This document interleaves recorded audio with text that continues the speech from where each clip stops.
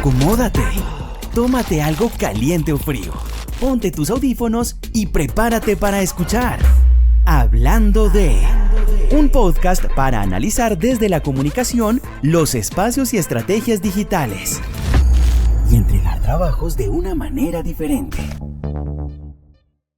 Hola y bienvenidos a este nuevo podcast de Hablando de Influencers en la Sociedad Digital. Hoy tengo nuevamente el placer de tener acompañantes e invitados especiales de la Maestría de Comunicación, Culturas Digitales y Visualización de Datos. Y como pueden ver en la pantalla, nuevamente nos acompaña Karen Oviedo. Karen, bienvenida otra vez a Hablando de.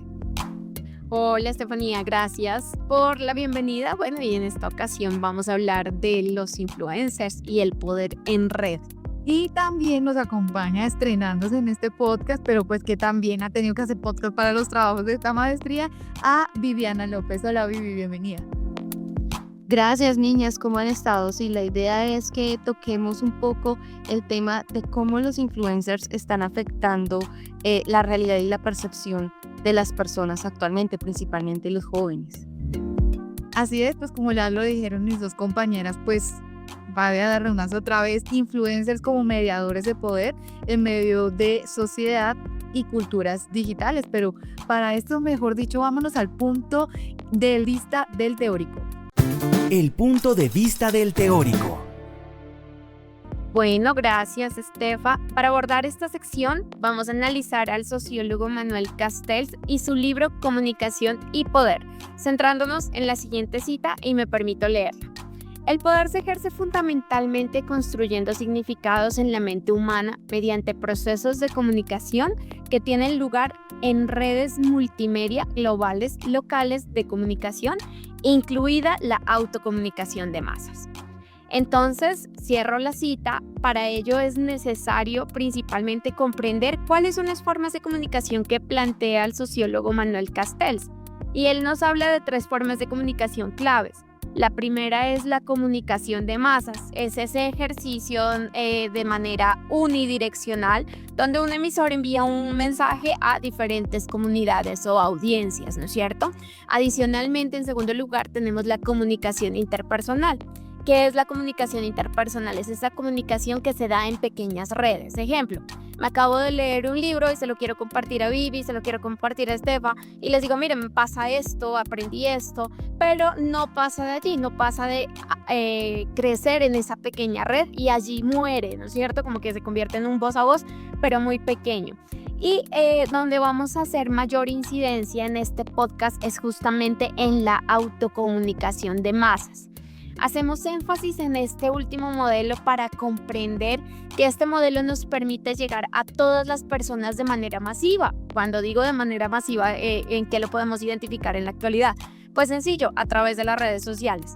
Tenemos Facebook, Twitter, Instagram, TikTok, LinkedIn, YouTube y cómo a través de estas redes podemos enviar información a diferentes personas, ¿no es cierto? Y llegar a las comunidades y a nuestra audiencia deseada. Entonces, ahora bien, la comunicación es el espacio donde se construye el poder y las redes de poder. Pero es necesario comprender en este sentido que los medios de comunicación son la base sobre la que se edifica el poder. Y para llegar de esta manera, sobre esta base se puede llegar a nuestras mentes y generar acciones, emociones, aceptación u otros tipos de comportamientos donde el principal objetivo es influir sobre los modos de actuar de una audiencia determinada. Juzguemos entonces. Y tengo 2 preguntas claves aquí para mis compañeras y para la audiencia. ¿Son los medios de comunicación los espacios donde se define comportamientos como la resignación, la alegría, la intromisión, el optimismo o el pesimismo? Ejemplo, en la pandemia acabamos de revisar un boletín donde hay un pico de contagios y hay un pico de muertes también. Entonces, elijo 2 maneras. El pesimismo, me encierro y no salgo más, me sumo en la depresión y en la ansiedad. O por el contrario, tomo maneras de autocuidado, refuerzo mis prácticas de autocuidado y salgo, pero afrontando este nuevo pico de contagio, ¿no es cierto? Entonces son los medios de comunicación justamente los que pueden influir en las emociones de las personas y en qué siento. Otra pregunta, ¿ha existido un personaje con el que ustedes sientan o se hayan identificado plenamente y generen este tipo de emociones? ¿Cuál ha sido el efecto a largo plazo? Entonces soy una madre y que tiene un hijo con una movilidad reducida, mi vida está completamente devastada, sabemos que el sistema no apoya, pero encuentro una influencer que tiene, que es tipo coaching live. Entonces me motiva a continuar, me motiva a seguir y quizás lo que le pasa a ella también me está pasando a mí. Entonces, cómo los medios de comunicación son la base donde se edifica el poder y pueden generar este tipo de acciones y emociones en las personas. Entonces, podemos evidenciar que a lo largo de la historia la información y la comunicación han sido pilares fundamentales de poder y contrapoder, de dominación y resistencia. Y se ha disputado de manera histórica en las comunidades para generar un cambio social. Así entonces, para el sociólogo Manuel Castells, un sistema de poder se basa en la coacción y la batalla de poder genera en nuestra mente nuevas emociones y decisiones que tomamos a diario. Es así como se forma la base para que haya esa relación muy cercana entre comunicación y poder. Entonces, ahora que entendemos esto, analicemos cuáles son las formas de poder para Castells. Primero, el poder para conectar en red. Y cuando hablamos de este poder, definimos quién participa y no en las redes de comunicación, a quién incluimos y a quién excluimos. Y en Colombia lo podemos ver muy sencillo, a través de las brechas digitales, ¿no? Claramente nos dirigimos a una audiencia y la otra, pues nos olvidamos de ella porque existe una brecha digital muy amplia. Luego tenemos el poder de la red, donde se establecen estándares de comunicación. ¿Qué se debe ver? ¿Qué se debe leer? ¿Cuáles son las palabras ofensivas? ¿Cuáles no? Esos protocolos de comunicación evidencian el ejercicio del algoritmo y la interacción con el usuario en las redes. Para ello, analizamos el poder en red. Y quizás en este poder en red es desde donde se centra nuestro podcast y este capítulo precisamente, que es la capacidad relacional que tiene un autor sobre la base de su capacidad estructural de comunicación, y es justamente donde surge el influenciador, quien tiene un efecto real en las redes sociales y llega de manera masiva a su audiencia. Entonces, los influenciadores se sitúan en el poder en red y se sitúan en una forma de comunicación que es la autocomunicación de masas. Y para finalizar, Castells nos habla de un cuarto poder, que es el poder para crear redes. Si bien ya existen unas redes, ahora ¿cómo interconectamos estas redes? ¿De qué manera hacemos que estas redes se hablen entre sí? Entonces, ¿cómo hacemos que Instagram se hable con WhatsApp? ¿Cómo hacemos que Facebook se hable con YouTube? Y así poder generar nuevas redes que nos permitan compartir nueva información y fortalecer las que ya tenemos, ¿no es cierto? Entonces, para finalizar y para concluir, podemos hablar de que en la actualidad nos sumergimos en una forma de autocomunicación de masas, donde el influenciador desde unas redes envía mensajes en tiempos reales y en espacios variados, para poder interconectar emociones, sentimientos y formas de ejercicio y de acción en el prosumidor. Ahora bien, este es el ecosistema perfecto para que exista una relación entre poder y comunicación, y que en esta sociedad en red surjan los bien conocidos influencers. Ahora doy paso, después del punto de vista del teórico, a mi compañera Estefanía. Bueno, yo quiero comentarles que así como ya lo dijo Karen, y vamos a dejarlo muy claro, vivimos en una sociedad red. Un concepto desarrollado por Manuel Castells, que ya lo explicaba muy bien aquí nuestra gran conocedora de este tema, que hace referencia a una forma de organización social donde las estructuras y las relaciones se configuran a través de redes digitales. En este sistema loco, la información circula de forma descentralizada, pero también está medida por nodos de poder, plataformas, algoritmos y creadores de contenido, como ya estábamos conversando, pero es muy necesario recordar todo el contexto en el que se da el poder en red. El poder del algoritmo. La red no es solo un canal, es un espacio de producción simbólica y cultural donde se moldean identidades, se negocia el sentido y se ejerce el poder. En este ecosistema, los influencers se consolidan como actores clave, no solo por su alcance, sino por su capacidad de conectar emocional y simbólicamente con sus comunidades o usuarios, como se determina en marketing a las personas que interactúan en el tema digital. Como lo señala el texto del módulo 1 de nuestra clase de Sociedad y Culturas Digitales, después se los compartiremos, la comunicación está definida por tecnologías, emisores, códigos culturales y protocolos que determinan su alcance. En ese contexto, los influencers emergen como nuevos mediadores digitales con un papel clave en la configuración de identidades y discursos. Tal como lo plantea Jesús Martín Barbero por allá en el 1987, a mí sí me sorprende cómo todo este tema de investigación social y de comunicación aplica hoy en día a los temas digitales. Quien dinamiza el proceso de producción, sea un comunicador, escritor o en este caso, trayéndolo al 2025, creador de contenido, se convierte en el mediador entre el origen y el destino final del mensaje. Por tanto, los influencers, al decidir todo este tema de su contenido para difundir, terminan moldeando narrativas, emociones y en muchos casos el sentido común de sus usuarios o comunidades. Cabe resaltar que los influencers no son únicamente responsables de lo que comunican, sino también víctimas del sistema algorítmico que determina su visibilidad. Para esto hay muchísimos documentales donde pueden ver todo el funcionamiento de los algoritmos por si tienen alguna duda. Permanencia y monetización, porque es acá donde el dinero también llega a influenciar. Podemos hablar también de los tipos de poder por view. En un entorno donde el algoritmo prioriza lo viral, lo rápido y lo emocional, muchos creadores de contenido se ven obligados a moldear su narrativa para mantenerse relevantes. Un caso claro fue el de influencer y activista climática Elis Bayolsen, quien denunció cómo sus contenidos reflexivos sobre sostenibilidad eran penalizados en comparación con publicaciones más frívolas.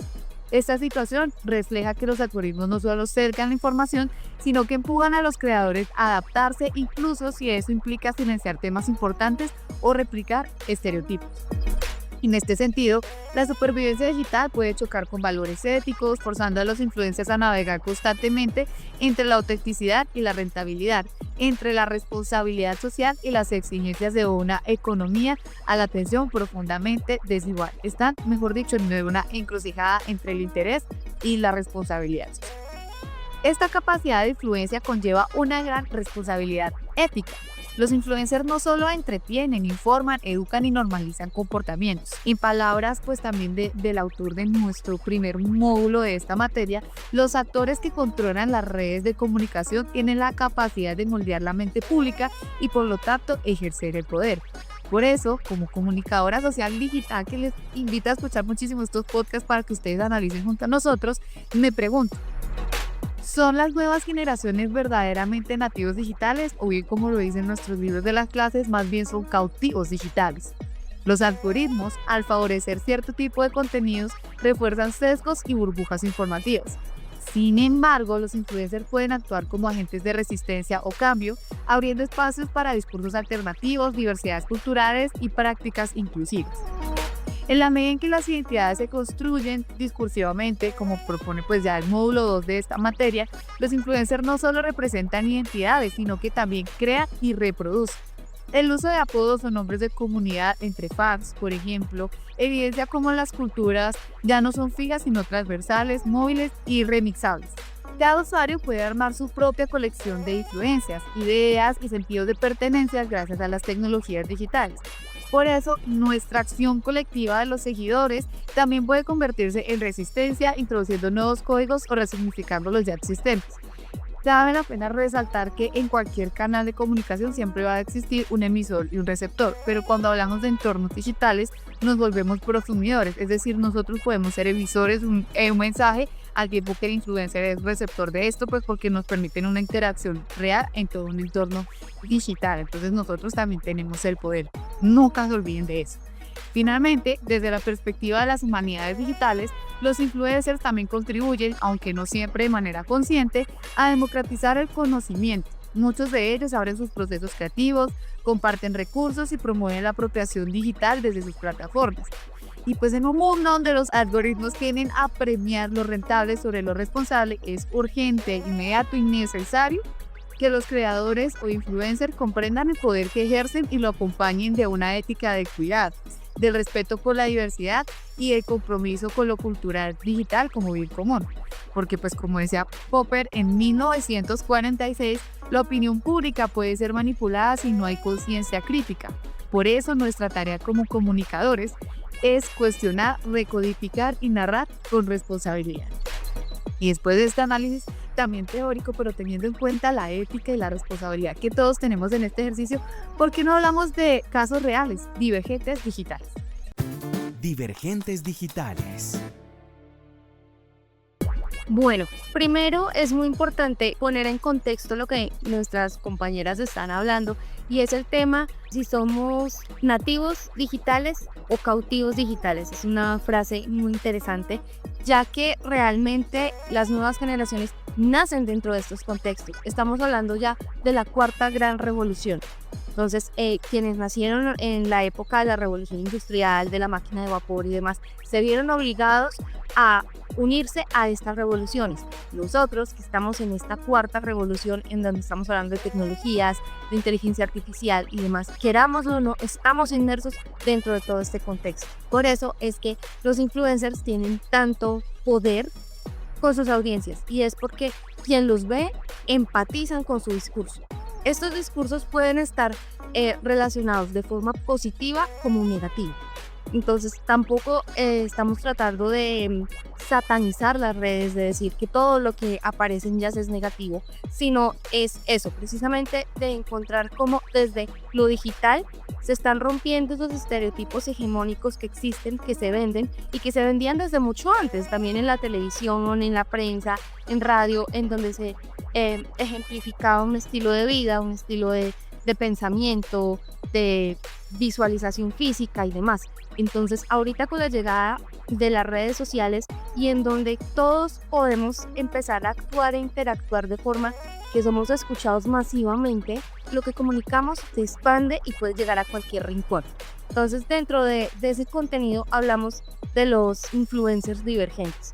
¿Frente a qué? Frente a aquellos que han decidido optar por comunicar de forma diferente a lo que se está estandarizando en redes. Hablamos de personajes que buscan hablar desde sus propias vivencias, como lo decía Karen, desde que se empatice con ellos si son personas que tienen algún tema de discapacidad física, de diferencia, que son diferentes a esos estándares que se ofrecen. Entonces tenemos influencers en todo el mundo, latinos, hay unos muy conocidos. Por ejemplo, hay una influencer mexicana que se llama La Faccionista, que tiene muchos seguidores y muchos detractores porque precisamente es una mujer de talla muy grande, que le gusta la moda, que le gusta verse bien, e invita a su audiencia a aceptar su cuerpo, a no caer en ese canon de que tiene que ser de cierto peso, de ciertas características, con operaciones X, Y, Z para encajar dentro de un estereotipo. Esto obviamente tiene bastantes detractores porque está quienes dicen que apoya el amor propio y quienes dicen que está promoviendo estilos de vida que no son sanos. Están otro tipo de influencers que también dentro de su discurso manejan temas de empoderamiento porque tienen alguna discapacidad física, pero que igualmente les permite llegar a sus públicos y demás. Por ejemplo, hay otros, como es el caso de Yokoi Kendy, en donde él desde su óptica busca generar la mejor versión de las personas. Entonces tenemos esos pequeños divergentes que buscan darle voz a quien de pronto en las redes que han sido estandarizadas no las tienen, a tener mucho dinero, a tener autos de lujo, a tener una forma en su cuerpo y al no envejecer. Estas nuevas generaciones están negadas al no envejecer, a tener 50 y verse de 30, al tener 70 y verse máximo de 35, y eso lo promueven mucho las redes y lo publicitan, porque el gran gancho que tienen también los influencers con sus audiencias con el tema de lo que publicitan. Las marcas los buscan para que ellos les vendan sus productos, carros, cirugías estéticas y demás. Por ejemplo, está Westcol, que nuestra compañera Estefanía pues nos va a contar un poco cómo ha sido como el recorrido de este polémico influencer. Bueno, pues sí, como ya lo has dicho, es bien polémico y vamos a analizar rápidamente. Y es que Luis Villa Es un streamer y creador de contenido colombiano en plataformas como Twitch y YouTube y redes sociales como Instagram y TikTok, y se ha hecho conocido por sus transmisiones en vivo de videojuegos, charlas con su comunidad y por su estilo directo y polémico. Ha alcanzado importantes números en línea según datos públicos, ha tenido picos de 30.000 espectadores simultáneos en las plataformas de Twitch y, para no ir más lejos, en YouTube cuenta con 4 millones de suscriptores. Westcol tiene más de 7 millones de seguidores en total en las plataformas, es decir, casi la población de Bogotá tiene poder sobre todas esas personas. Y pues si ya vimos estos seguidores en Kick, de octubre de 2024, Westcol superó el 1.000.000 de seguidores en esta plataforma, convirtiéndose el primer hispanohablante en lograrlo. En Instagram cuenta con más de 4 millones de seguidores. En Twitch hace 4 meses tenía aproximadamente 1.5 millones de seguidores. Y en Facebook, que es una plataforma ya de nuestras generaciones, siento que los nuevos lo han abandonado un poco y me hace sentir vieja, su página oficial tiene alrededor de 221.000 seguidores. Karen, ¿qué opinas de este muchacho?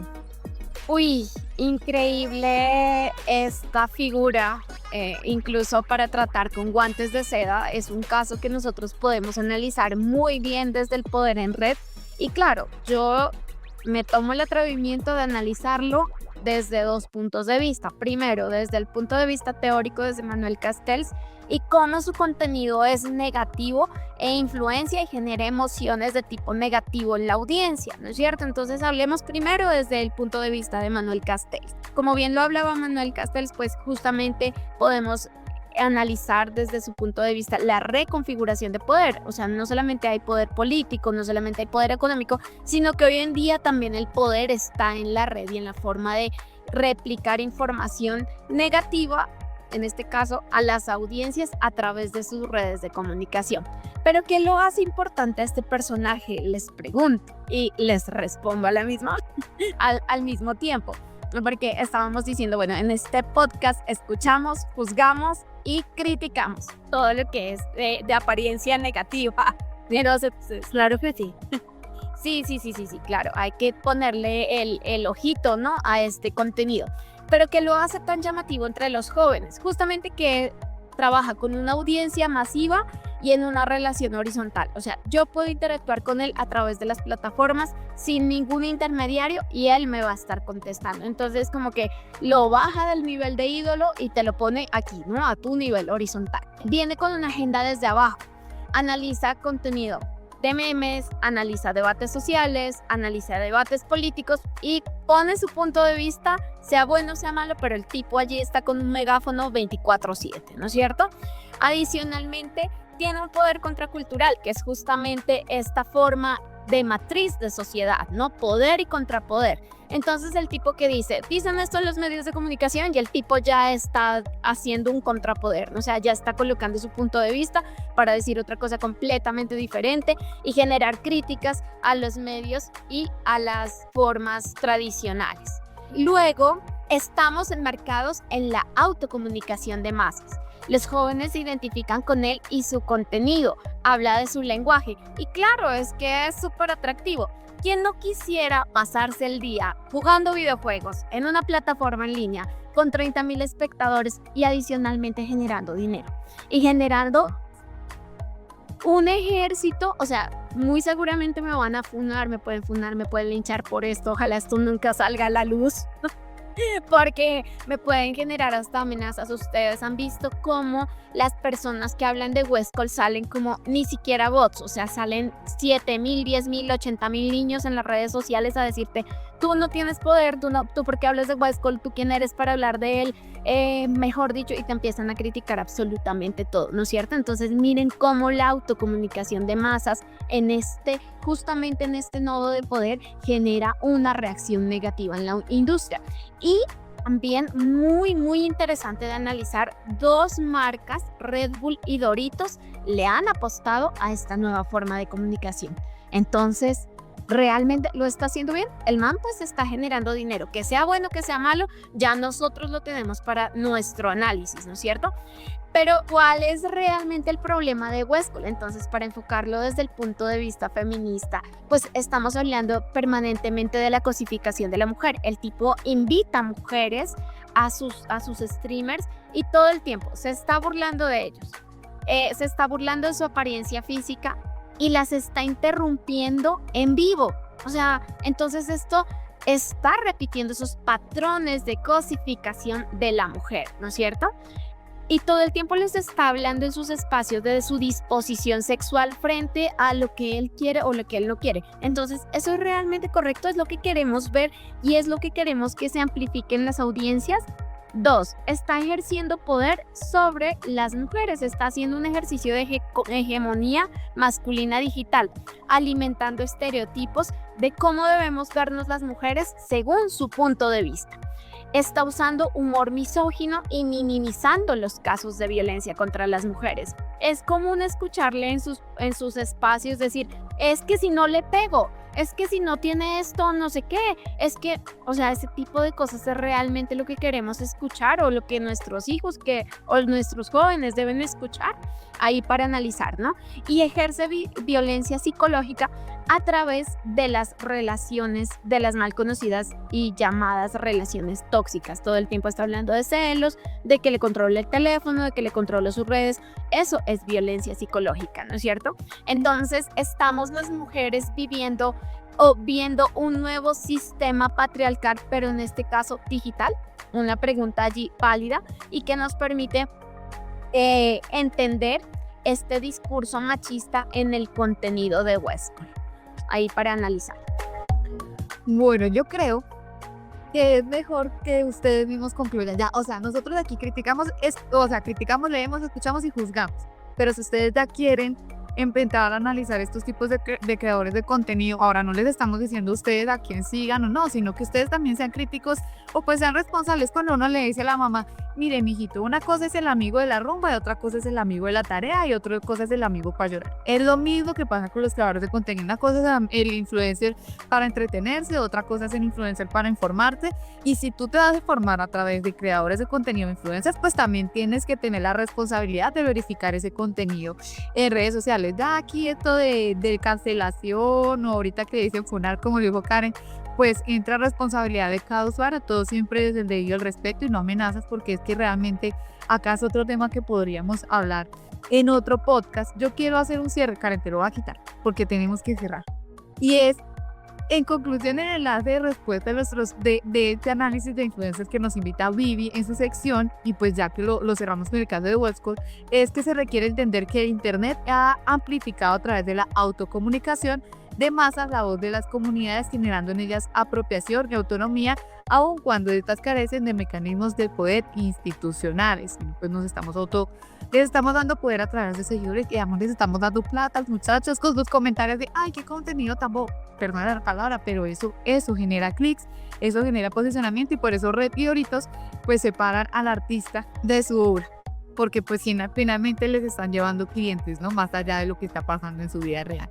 No sé, pues ya para cerrar, yo cerraría acá el podcast. Nos invitamos a no debatir, a hacer paz. No sé, Karen, si quieras una última frase, muy corta, y una frase, no sin antes agradecerle a nuestro máster de hoy del podcast que nos invitó a decir, bueno, ya se les está pasando. Eric Molina, muchísimas gracias por acompañarnos acá. Karen, tu frase de cierre. Bueno, mi frase de cierre: coloquemos el ojo en el contenido que estamos consumiendo. Revisemos juiciosamente el contenido que estamos consumiendo y el ejercicio de poder que este contenido realiza sobre nuestras audiencias. Vivi.